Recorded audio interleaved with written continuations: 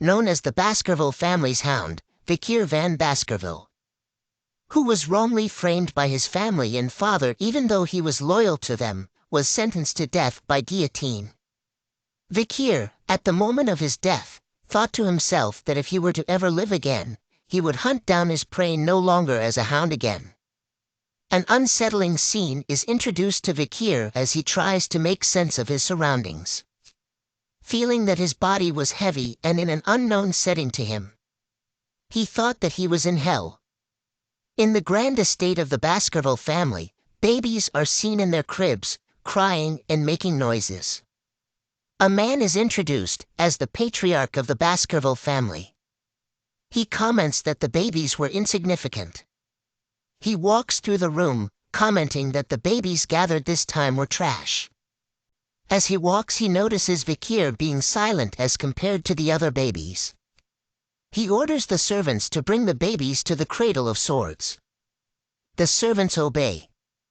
Vikir recognizes the man as the main culprit behind his death in his previous life, Hugo le Baskerville. Seeing Hugo's younger appearance, the MC concludes that he had regressed to back when he was a baby. Recalling his past life, he was a hound, born from an illegitimate family, while receiving training in a poor environment. Hounds must be devoted to missions that include assassination, intelligence, ambush, and others. A hound simply takes care of dirty work. This was so that the Baskerville could remain the best amongst the 7 families.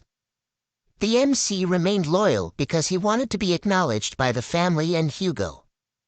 However, 10 years after the gate to the demonic gate was opened, even with the victory of the humans against the demons, the reward our MC was given was being put down like a simple dog. The main reason behind his execution was that he knew too much. MC clenches his fist, swearing to never live that life again. MC wanted to take revenge immediately but was unable due to his baby's body. He rolls around angrily. He realizes that he needs to become stronger and that the Cradle of Swords was the perfect opportunity. The Cradle of Swords was a trial that every child in the Baskerville family must go through. Children are thrown into a maze of swords, where they need to reach the Styx River to be assessed for their talent. The Styx River was a legendary river that turns children's bodies into iron but is limited to the number of children it can affect. The MC recalls that the fastest route to the river was a straight path out of the helix-shaped wall of blades. The MC crawls past the swords, remembering that in his past life, he could not receive the effect of the river, making sure that this time was different. For men are watching, as the MC dunks himself into the river, wanting to keep it all to himself as long as possible. The MC begins to sink into the river. The water seeps into his wounds, being first had its advantages. The MC covers his mouth to endure as long as he can regardless of the pain. 2 servants are shouting to the MC to come up of the water else he dies. Hugo simply laughs. He asks Barrymore, the head butler, how much time has passed. Barrymore replied that around 7 minutes have passed. Hugo is amused at the fact, stating that the MC might die since 7 minutes have passed. Hugo calls out to the MC, asking him to come out. The MC ignores his calls and continues to absorb the power of the river with all his might. He loses control, and with his eyes gone white, he continues to endure the pain before blacking out. Hugo holds the MC by the foot, stating that staying in the river was enough for the baby and that he even drank its water. Hugo notices that the MC had already grown his teeth. Hugo asks Barrymore what the child's name was. Vikir van Baskerville. Barrymore replied. Hugo, with a smile on his face, speaks the MC's name, Vicir, stating a very greedy son had been born.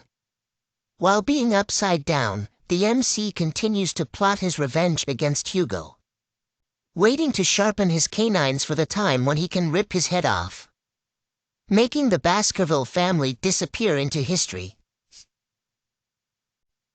Vikir van Baskerville was known to be a genius at the age of 8 but was considered normal in his family. At 20 years old, he took on the assassination, espionage, and conquest-type missions. At 29 years old, he felt the limits of his swordsmanship compared to the others in the direct lineage of the family. At 30 years old, the demonic realm gate was opened, marking the beginning of the Demon's Clan invasion. At 35 years old, he endured the era of destruction, slaughtering monsters left and right. At 39 years old, the war came to an end with human victory. At 40 years old, Vicir was finally rewarded for his loyalty. The reward is defamation, false accusation, and the guillotine's blade. Vicir opens his eyes, looking at the ceiling, realizing it was a nursery. He flips over in excitement as this meant that he had successfully absorbed the power of the Styx River. A servant approaches and places a box in the crib of Vicir, saying why the madam would give such a thing. Vicir notices and wonders why anyone would give him a gift. The box opens slowly. Vicir is taken back, as a long dark figure slithers out of the box. The Vicir recognizes it as vipers called bloody mambas, thinking that the madam sent those here to kill him. Knowing who madam was, as few were called that in the family. The vipers hissed at the Vicir.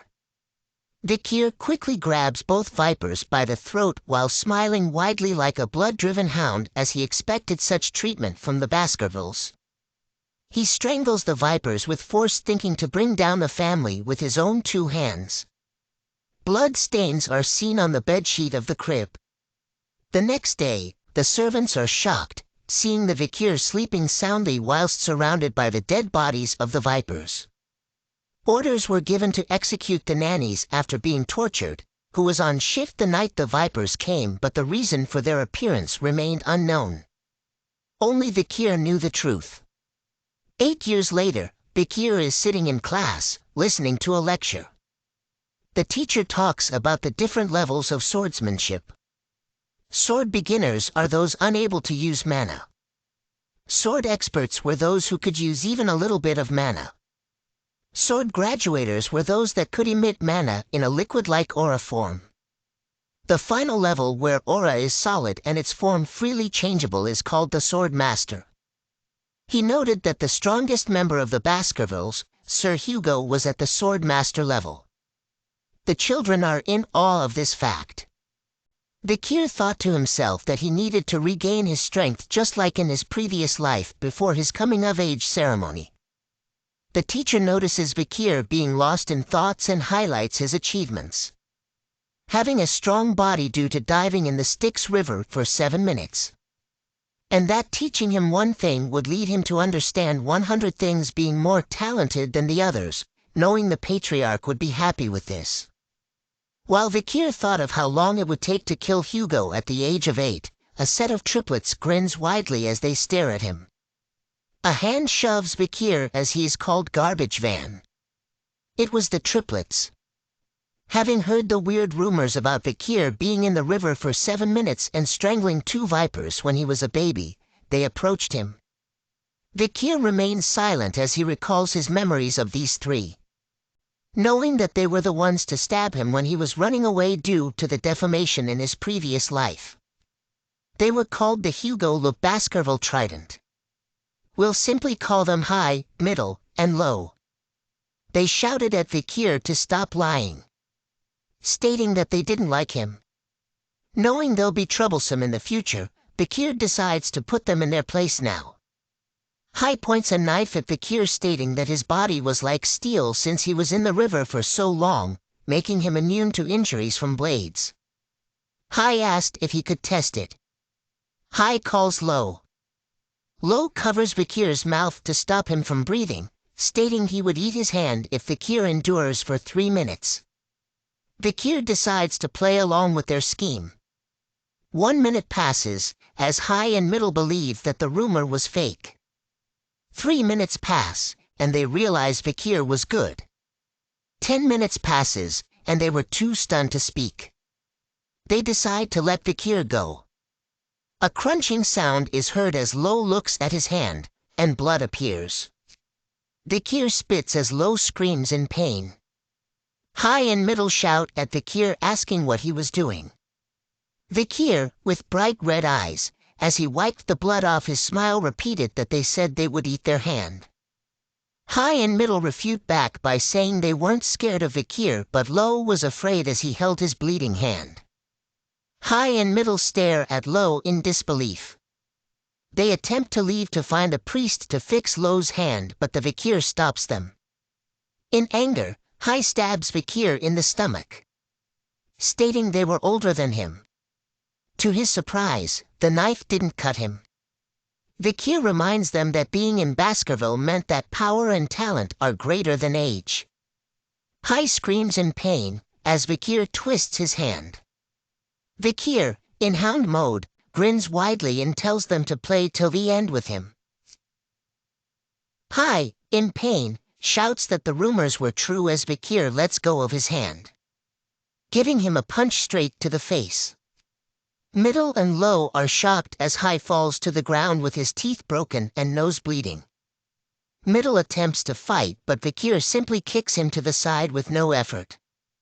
Get wrecked, son. Lo stumbles onto the ground, shocked at what had happened. Vicir tells him to not be afraid as he'll get better in no time once treated, but warns him as he picks the knife off the floor that he won't be leaving the room, and that they had to live with the discomfort of their own bodies at this rate. Vicir offers one of them a chance to leave the room as he stares at the knife in his hand. Lo asks which of them could leave, as the other two brothers hold their wounds. The knife is tossed to them as Vicir tells them to decide amongst themselves. Vicir slowly exits the room and mentions he can't wait too long and that it should be decided quickly. With blood-red eyes and a grin on his face, Vicir turns to them as the door closes, saying at least one of them should live. As the door closes, the triplets are left in shock, but soon stared at one another. Sounds of fighting and yelling could be heard behind the doors as Vicir stands to listen while smiling. The Triton of Baskerville have began to split. Barrymore reports to Hugo that another bloody situation have occurred with the Morgue clan in regards to the ruby mines, with the Morgue clan stating that it was theirs. Hugo says an opportunity in the future will allow them to discuss it properly and wonders what else was there to report. Barrymore reports that Vicir had scored the highest in the Titan exam. Hugo smiles happily at that fact and wonders when the practical exam will happen. In 5 days, Guardian Knights have left to prepare. Barrymore replies, making the fortress vacant now. Barrymore further reports about the fight between the young masters, stating that there were no deaths but that High's teeth were completely damaged, Middle's jaw was smashed in and Lo's left index finger was amputated. They had recovered from their physical injuries but their mental state was damaged. Hugo is surprised to hear that the triplets were fighting amongst themselves as they were close with one another. Barrymore states that Vicir was involved, causing Hugo to be alarmed. Vicir is seen standing before Hugo and Barrymore. He greets Hugo as the patriarch. Hugo tells Vicir about how he disabled the triplets. Vicir replies that they had received the proper medical treatment since then. Hugo states that their hearts were disabled. The triplets were no longer eating or talking together anymore, making their combination technique completely torn apart. Vicir smiles in silence. Hugo asks if it was wrong that Vicir turned his brothers into a total mess. Vicir replies he was simply stronger and wonders if the stronger person is ever wrong. Hugo shares that his brothers had came before and forgiven him. Vicir recalls a past memory, where the youngest daughter of the family that Baskerville ruined paid Hugo a visit. She had become a nun and told Hugo she forgave him and offered him a mass. Hugo's response was as Vicir speaks it out loud that forgiveness is just an excuse made by the weak who cannot seek revenge due to their lack of strength. Vicir's eyes glow red as he spoke those words. Hugo is elated at what was said as he smiles widely. Hugo recites the family motto, Only the strong will reign supreme. Weakness is a sin. Hugo rewards Vikir by allowing him to take any snack from the food storage. Just enough for him to carry. Vikir is happy and asks for chocolate as he thanks the patriarch for the reward. As he turns to leave, Hugo calls him his son and to do well on the interim evaluation, not to lose to direct descendants. Vikir is disgusted at what he hears but replies yes my lord anyways. Barrymore introduces the infamous chocolate enjoyed by the Gurmans of the Morg clan, saying it's the highest quality which was hard to get. Vikir declines it, saying he needs cacao beans that have a rich aroma. Barrymore and the chefs were confused at the request. Cacao beans colored purple called bloody beans were given to Vikir, each bean being able to produce 100 liters of chocolate. Vikir tastes them and is appalled by their taste. Barrymore wonders to himself that Vikir must really like chocolate to eat such bitter beans on their own and that he was brilliant for finding a way to get chocolate even with the restrictions placed by the patriarch. The chef asks if he wants to process the beans. Vikir declines and takes them as is.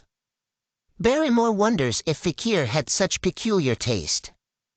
However, Vikir did not get the chocolate to eat but to use them in the practical exam 5 days later. Up in the mountains, Vikir stands, grinning widely knowing that a huge catastrophe would occur that has never happened in the clan before. Children of the Baskerville family are put through strenuous events and early education from a young age.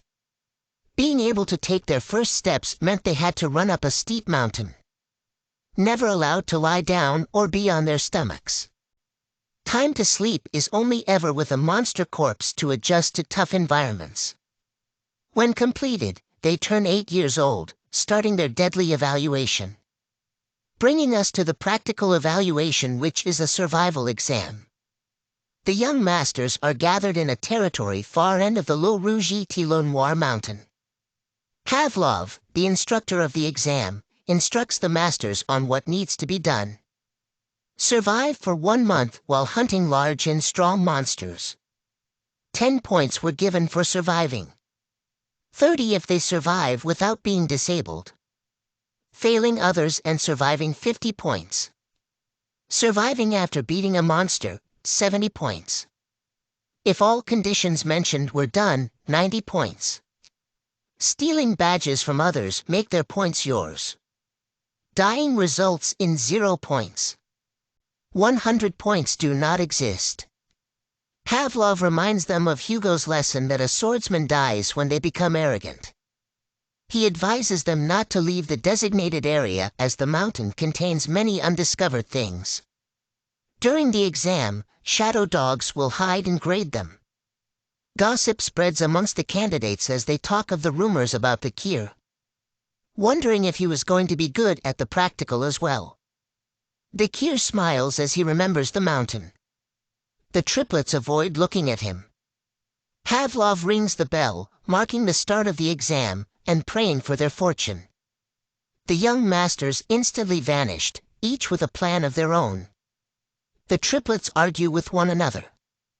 The killing was not prohibited as it resulted in deducting points. Pavlov smokes a cigarette knowing that the shadow dogs will keep casualties to a minimum. A shadow dog is seen following Vicir, wondering where he was going, looking forward to Vicir's skills due to his previous achievements since young. Vicir arrives at a huge tree, noting that the soft ground is best. He decides to live and take a break here as the shadow dog watches him. Shadow dog is shocked at him taking a break. Vicir gathers wood and is building things like in Minecraft as the others fight amongst themselves. The shadow dog is in disbelief as Vicir simply was gathering resources and wonders if he plans to just hide here. He decides to leave. Vicir takes note that he had left while reminiscing about the past.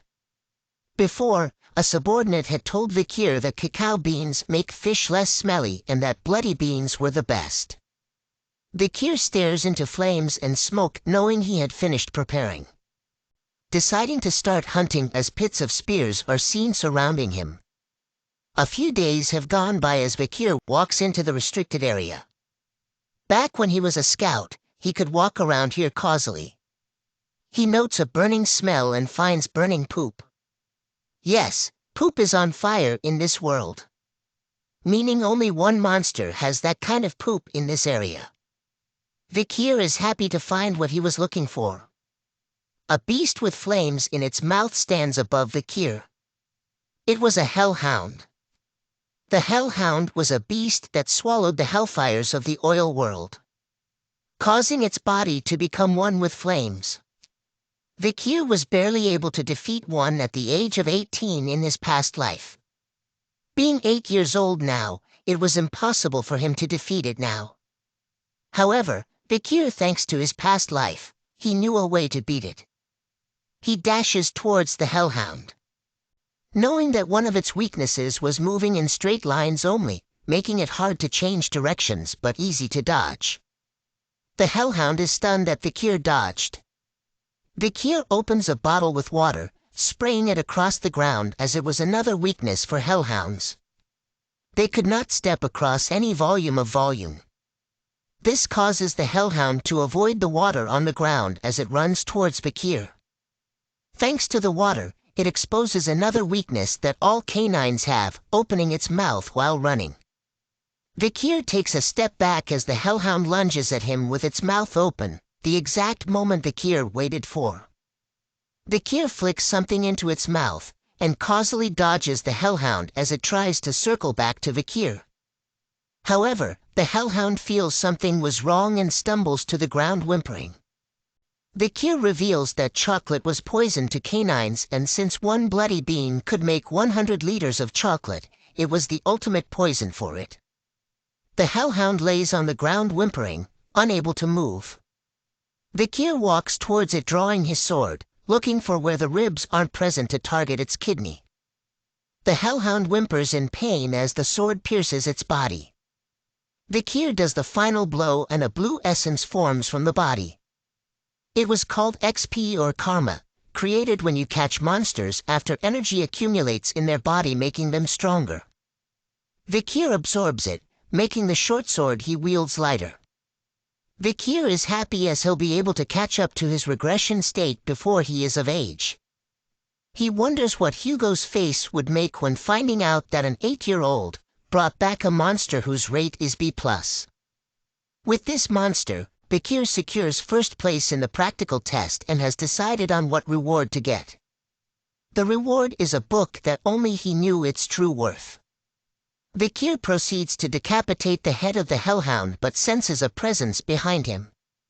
He turns to see 4 more hellhounds. He wonders if they came because of its cries and that they wanted to avenge it. Vikir chops off the head of the dead hellhound, excited at the thought of fighting more of the hellhounds as he had more beans left. However, a bigger presence is felt by the hellhounds, and Vikir notices.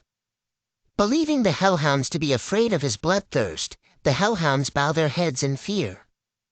But hellhounds never submit even if they were to die. Vikir realizes something and turns around to see a 3-headed figure.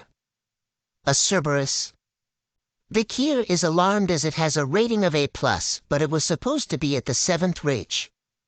Why was it here, Vikir thought. Vikir notices wounds and blood dripping from its body. Multiple arrows with other injuries were inflicted upon the beast upon closer inspection.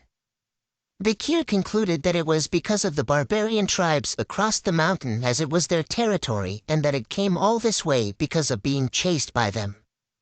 Vikir saw the chance of a lifetime. To hunt an injured A+ beast. He must kill it no matter what. Vikir had been hiding his power, having mastered the 3rd Baskerville technique and being at a high level as a sword expert.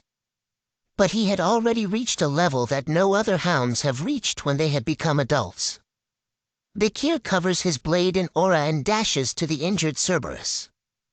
He attempts to slice one of its heads but was interfered with by its other head. He slices it in reaction. Upon slicing it, he realizes that killing it was possible. Due to the war with demons, Vikir was able to polish his swordsmanship, and there was no sign of unnecessary movements to his techniques. Add on his strengthened body from the river Styx. All weapons Vikir worked against the Cerberus. But that was what he thought. Reality hits him hard, as the Cerberus lands a deadly blow on Vikir, smashing his sword to bits. Vikir lets his guard down for a moment, resulting in a deadly blow from its claws. Vikir is flung straight into a tree. He coughs blood as his eyes turn white from the impact. He suddenly awakens, thinking if he had lost consciousness after the direct hit that was dealt to him by the Cerberus as it walks towards him. He feels the pain in his left arm, making him think that his arm had been ripped out. He checks to see and is surprised to see his arm still intact. He thanks the river Styx effect for keeping his arm. The Cerberus readies for another attack. It dashes toward him, smashing the tree that was behind into bits. Vikir leaps out of the way before it could harm him. He thought to himself, even though his arm was still there, the damage still remained and that wouldn't be able to take a second hit. The Cerberus turns around. With the odds against him, he thought of the situation as a journey that every experienced hunter must find a way out of. He thinks of the best possible action to take and decides to simply just run away as fast as possible. The Cerberus was alarmed seeing him running away. It chases after him. Vikir thinks that he was lucky that the Cerberus was injured, else he would have been torn apart by now as he continues to run away from it. He just has to make it past the iron fence, making him exit the restricted area. Vikir leaps over the iron face and readies himself to reach the place he had prepared beforehand as the Cerberus reaches the iron fence as well. If he was caught before reaching that place, it would be the end for him. The Cerberus rips apart the iron fence with its face, roaring loudly as it continues its chase. Dashing through the trees, he looks around to spot the area. He notices a pile of wood in front of the tree, making it the area where he was supposed to be. He runs with all his might, just a little bit further, he thought to himself. A bit more. He screams as the Cerberus chases right behind him. Realizing it was the perfect moment, he leaps into the air just as the Cerberus opens its mouth to attack. A single step forward onto a marking causes it to sink into the ground. Vikir lands on his back, safe from its attack, breathing heavily. While the Cerberus was met with many spears hidden in the ground below. He welcomes it to the cradle of swords. Wiping the sweat off his face, he was happy that the traps he made for hellhounds were useful against the Cerberus. Bloody beans were spread onto the spears that were in the ground. Being the same species as the hellhounds, the Cerberus was poisoned easily as its two heads cough vomit and are in pain. Its middle head notices Vikir, growling at him. As he holds a spear aimed at it and throws it with all his might. The spear bounces off its body as it growls loudly toward Vikir. Vikir starts to count down from 7. With each step the Cerberus took, a second passed. It slowly reaches Vikir as the countdown approaches 0. Once it reached 0, it simply fell to the ground. Vikir lets out a sigh of relief as the Cerberus falls to the ground just before him. Happy to know that the rumors were true about the 7 steps. He explains that the spear he threw was different. That it was laced with the poison of the bloody mamba's venomous fang from when he was a baby. He goes on to absorb the mana from the Cerberus, meaning that it was fully dead this time. He stares at its corpse, thinking about how he should bring it back. But before that, he had something else to do. He knew that the presence of a Cerberus meant one thing: dungeon. Since its gatekeeper was dead, the dungeon was free to be explored. Vikir proceeds to cover himself in dried soil, rotten leaves, and moist roots. Looking at its footprints and drools, he backtracks it. He walks to an opening, saying he found it. He enters the cave, recalling that the cave was meant to be discovered in a few years' time. He stares deep into the cave, feeling its mana underneath the rotten surface, knowing that it has not been discovered yet. No light was given out, making the cave seem deeper than he thought. He smiles happily, excited at